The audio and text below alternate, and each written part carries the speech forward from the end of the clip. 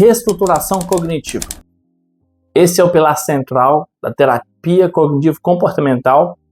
E se você trabalha com qualquer transtorno de ansiedade ou depressão na sua clínica, você precisa dominar isso com profundidade. Não só saber aplicar uma técnica, mas entender por que ela funciona. A decisão é muito simples e direta. É o processo terapêutico de identificar, avaliar e modificar pensamentos e crenças disfuncionais. Esse conceito vem do modelo cognitivo de Aaron Beck, de 1964. E a premissa dele resume tudo. Não são os eventos que determinam nossas emoções. É a forma como nós interpretamos esses eventos. Guarda essa frase. Ela é a base de tudo que eu vou explicar agora. 3 pontos que fazem essa técnica ser hoje padrão ouro de tratamento. Primeiro, eficácia comprovada. É padrão ouro no tratamento de transtorno de ansiedade generalizada, depressão. Não é uma das opções, é a referência. Segundo, mudança estrutural. A reestruturação cognitiva não trabalha só o alívio de sintoma superficial. Ela atua na raiz da crença, não só no que o paciente está sentindo agora. Terceiro, autonomia. O método usado aqui é o que Beck chamou de empirismo colaborativo. Você não entrega a resposta pronta para o paciente. Você capacita ele a virar o próprio terapeuta dele fora do consultório. Esses 3 pontos, eficácia, profundidade e autonomia, são exatamente o que separa essa técnica de uma simples dica motivacional de internet. Vamos entender o fluxo do modelo cognitivo. 3 etapas, sempre nessa ordem. Primeiro, a situação. É o evento ou o gatilho. A atenção, ele é neutro. O evento em si não carrega emoção nenhuma. Segundo, o pensamento automático. É aqui que tudo acontece. É a interpretação rápida, involuntária e com viés. O que o paciente faz daquele evento neutro. Terceiro, a reação. As consequências emocionais, físicas e comportamentais. E é isso que o paciente sente como realidade, mas na verdade é resultado da interpretação. Agora, esses pensamentos automáticos não estão isolados. Eles fazem parte de uma estrutura mais profunda. E aqui entra um conceito que você precisa visualizar como um iceberg. Então, nós temos a camada 1. A primeira camada são os pensamentos automáticos. São superfícies situacionais. É o alvo inicial da sua intervenção. Pois nós temos a segunda camada intermediária. São as crenças intermediárias.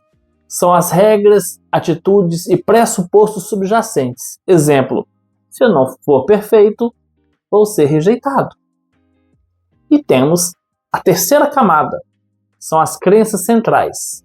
São verdades absolutas e rígidas que o paciente tem sobre si mesmo, sobre os outros e sobre o mundo. É a base de tudo e é a parte submersa do iceberg. Você não vê de cara, mas é o que sustenta as outras 2 camadas. Agora, vamos falar das ferramentas práticas. Agora eu vou te passar 2 intervenções que você vai usar na prática clínica. Sempre nessa sequência. Intervenção 1. Questionamento socrático. A lógica aqui é descoberta guiada, não confronto. Você não diz para o paciente que o pensamento dele está errado. Você guia ele a descobrir isso com 3 perguntas. Evidência. Quais são as provas que apoiam ou contradizem esse pensamento? Alternativa. Existe outra explicação realista para essa situação específica? Implicação. Qual o pior cenário possível e como eu lidaria com ele? Essas 3 perguntas, nessa ordem, desmontam o pensamento automático sem o paciente sentir que está sendo corrigido de fora. Intervenção 2. Registro de Pensamentos Disfuncionais, o RPD. 5 passos sempre nessa sequência. Passo 1. Situação. Onde, quando e com quem. Passo 2. Pensamento automático. O que passou pela cabeça, o grau de crença nesse pensamento em porcentagem. Passo 3. Reação emocional. O que o paciente sentiu e a intensidade também em porcentagem. Passo 4. Resposta adaptativa. Aqui você aplica o questionamento socrático que eu acabei de ensinar. Passo 5. Resultado. Reavaliação da emoção original comparando o percentual do antes e o depois. Esse último passo é o que prova clinicamente que a técnica funciona. Você tem um número de antes e um número do depois. Vamos pegar um exemplo clínico famoso, o caso Sally. Vou te mostrar na prática como um caso clássico. Vamos lá. Situação. Apresentar um trabalho acadêmico. Pensamento distorcido. Vou travar. Todos vão rir. Serei um fracasso. Nível de ansiedade, 90%. Aplicando o questionamento socrático. A resposta adaptativa construída foi: é natural estar ansioso. Já estudei. Erros acontecem e não anulam meu esforço. Nível de ansiedade depois, 40%. Reparem, não foi uma frase de autoajuda genérica.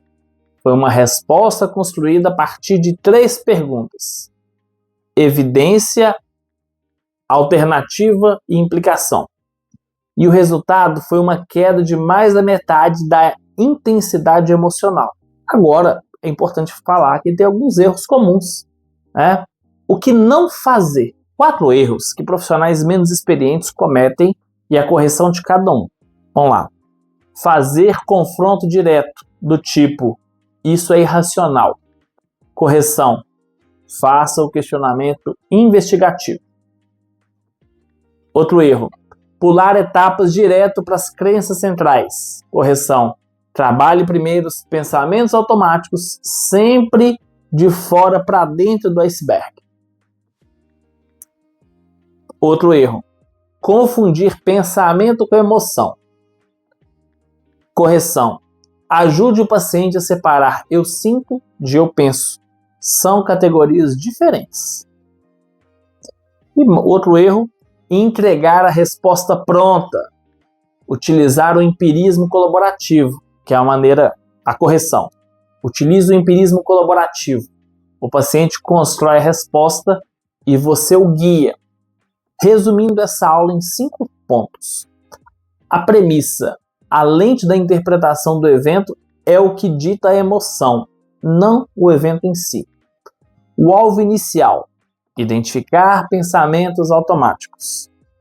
A técnica: aplicar o questionamento socrático e o RPD, registro de pensamentos disfuncionais. A postura: empirismo colaborativo, a descoberta guiada, nunca confronto direto.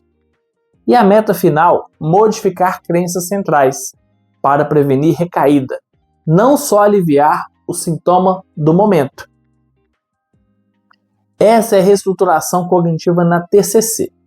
Se você quer aprofundar essa aplicação clínica com mais exemplos, modelos de RPD, leitura técnica completa, eu publiquei um artigo detalhado sobre esse tema no blog, na seção do conteúdo técnico. O link está na descrição. Na próxima aula, a gente continua com outro pilar da prática clínica. Aproveita e se inscreve aí. Até mais!